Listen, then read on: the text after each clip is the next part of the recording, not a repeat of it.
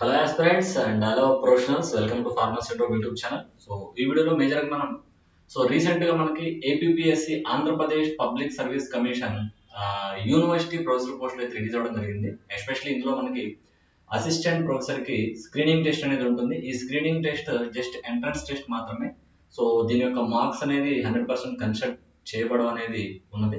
And దాని తర్వాత PhD కావచ్చు, రీసెర్చ్ కావచ్చు, చాలా ప్రొసీజర్ అయితే ఉంది. సో ఇది స్క్రీనింగ్ టెస్ట్ మాత్రమే, జస్ట్ ఎంట్రన్స్ పర్పస్ కి.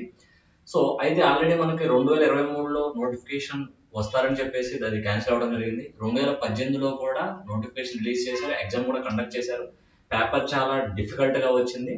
And at the same time దాదాపు 5 మెంబర్స్ మాత్రమే ఎగ్జామ్ స్క్రీనింగ్ టెస్ట్ అయితే పాస్ అయ్యారు. అండ్ అది కూడా ఆ నోటిఫికేషన్ కూడా క్యాన్సిల్ అయింది 2018లో. పేపర్ అనేది చాలా డిఫికల్ట్ గా ఇచ్చారని చెప్పేసి కూడా మనకు తెలిసిన విషయమే. అయితే ఈసారి ఖచ్చితంగా స్క్రీనింగ్ టెస్ట్ జరుగుతుంది. స్క్రీనింగ్ టెస్ట్ అనేది జస్ట్ ఎంట్రన్స్ మాత్రమే. అయితే ఇక్కడ మనం చూస్తే కనుక సిలబస్ అనేది సేమ్, ఇది 2018 ఏదైతే ఉందో ఆ సిలబస్ 2018-23 మళ్ళీ ఇచ్చే సిలబస్ లో కూడా పెద్దగా మార్పులు అయితే ఉండకపోవచ్చు. మేజర్ గా ఇచ్చిన సిలబస్ ప్రకారం చూసుకుంటే కనుక ఈ వీడియోలో మేజర్ గా మనం సిలబస్ అలాగే ఏ విధంగా ప్రిపరేషన్ స్టార్ట్ చేయాలని కూడా మనం డిస్కస్ చేద్దాం. అండ్ ఈ వీడియో యొక్క డిస్క్రిప్షన్ లో ఒక వాట్సాప్ గ్రూప్ లింక్ అయితే నేను షేర్ చేస్తాను. ఆ వాట్సాప్ గ్రూప్ లింక్ లో మీరు వాట్సాప్ గ్రూప్ లో మీరు జాయిన్ అవ్వండి. ఇంపార్టెంట్ అప్డేట్స్ కూడా మీకు వస్తూ ఉంటాయి. అండ్ రాబోయే ఫార్మా గవర్నమెంట్ జాబ్స్ నుంచి అప్డేట్స్ కూడా మీకు వస్తూ ఉంటాయి.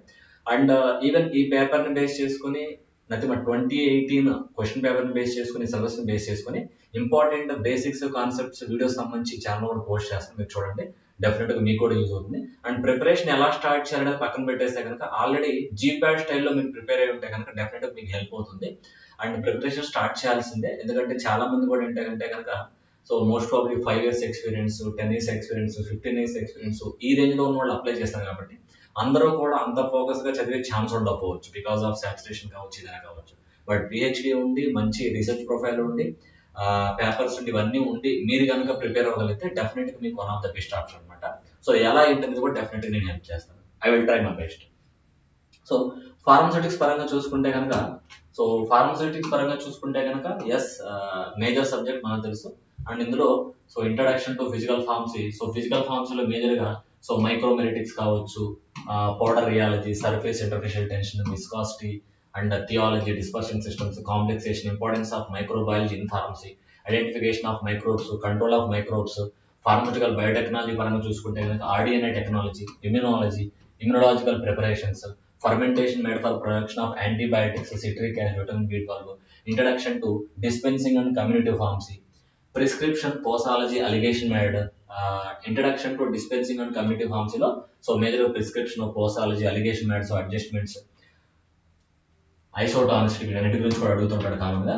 దీనికి సంబంధించి సిలబస్ పేపర్ ఏదైతే పీడిఎఫ్ డాక్యుమెంట్ ఉందో దానికి సంబంధించిన లింక్ యాజ్ వెల్ యాజ్ ఈ పీడిఎఫ్ డాక్యుమెంట్ కూడా నేను ఈ డిస్క్రిప్షన్ లో వాట్సాప్ గ్రూప్ లింక్ పెట్టాను కదా, ఆ వాట్సాప్ గ్రూప్ లో ప్లేస్ చేస్తాను. మీరు జాయిన్ అయ్యి చూసుకోవచ్చు. కమ్యూనిటీ ఫార్మసీ గురించి కూడా ఇచ్చాడు. Organisation structure of hospital pharmacy కావచ్చు, hospital pharmacy, drug store management and inventory control, drug distribution, వీటన్నిటి గురించి ఇచ్చినాడు. Importance of unit operations and manufacturing కూడా ఇచ్చినాడు. లైక్ ఫార్మస్యూటికల్ ఇంజనీరింగ్ మేజర్ గా ఫ్లూయిడ్ ఫ్లో కావచ్చు, హీట్ ట్రాన్స్ఫర్ కావచ్చు, ఆపరేషన్ కావచ్చు, డిస్టిలేషన్, డ్రైయింగ్, సైజ్ రిడక్షన్, ఇవన్నీ కూడా especially pharmaceutical engineering. Next dosage forms, design and evaluation, preformulation studies కావచ్చు, and ఇంకా tablets, capsules, semi solid dosage forms, solid dosage forms, వీటన్నిటి గురించి especially tablets, capsules, parenterals and biopharmaceutics, pharmacokinetics కూడా clear గా mention చేస్తున్నారు. And syllabus లో అయితే present ఇప్పుడు వచ్చిన సిలబస్, రాబోయే సిలబస్ లో కూడా పెద్ద మార్పులు అయితే ఉండకపోవచ్చు. ఎందుకంటే మీరు గమనిస్తే కనుక మనకి జీప్యాడ్ సిలబస్ చూసుకుంటే కనుక జీప్యాడ్ సిలబస్ మొత్తం మనం చదవలేము, అంత అవసరం కూడా లేదు.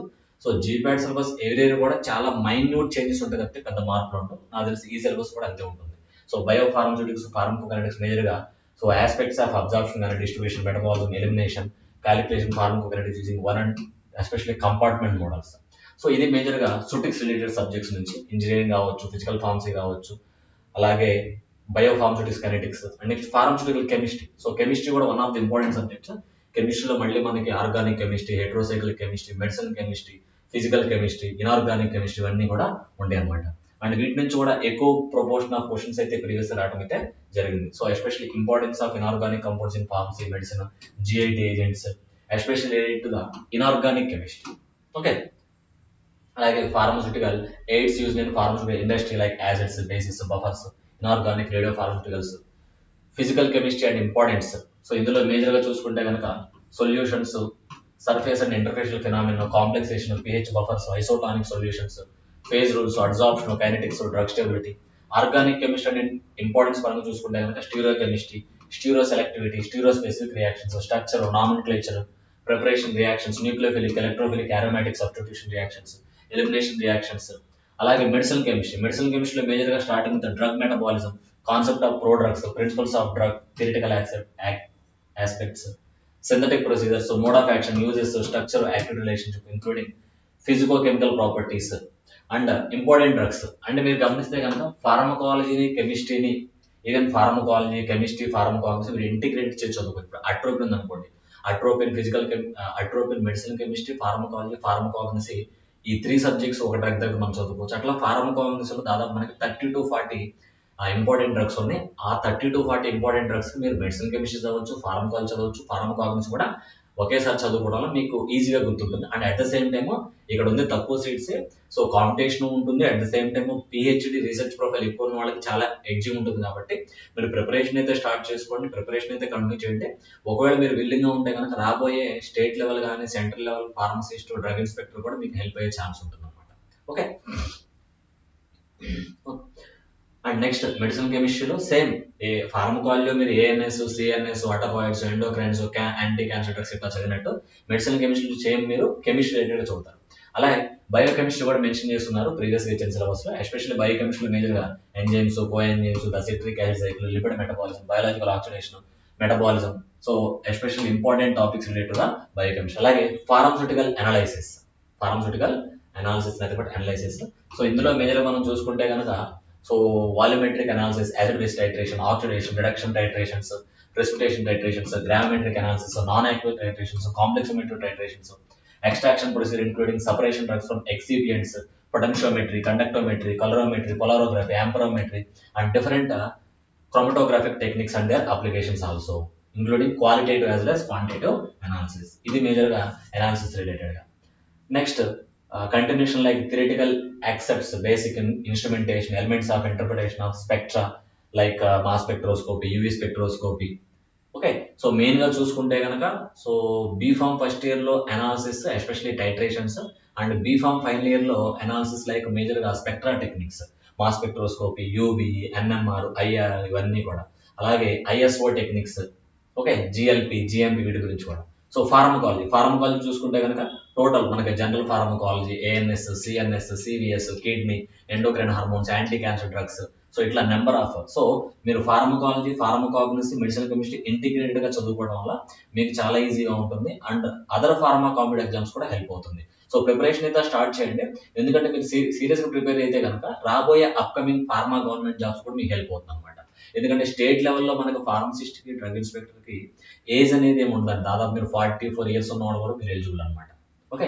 అండ్ మీరు గమనిస్తే కనుక ఖచ్చితంగా యూపీఎస్సీ డిఏ వచ్చే ఛాన్స్ ఉంది, యూపీఎస్సీ డ్రగ్ ఇన్స్పెక్టర్ వచ్చే ఛాన్స్ ఉందని చాలా మంది చెప్తున్నారు. ఈ ఇయర్ ఎండింగ్ లోపు వస్తుంది అంటున్నారు.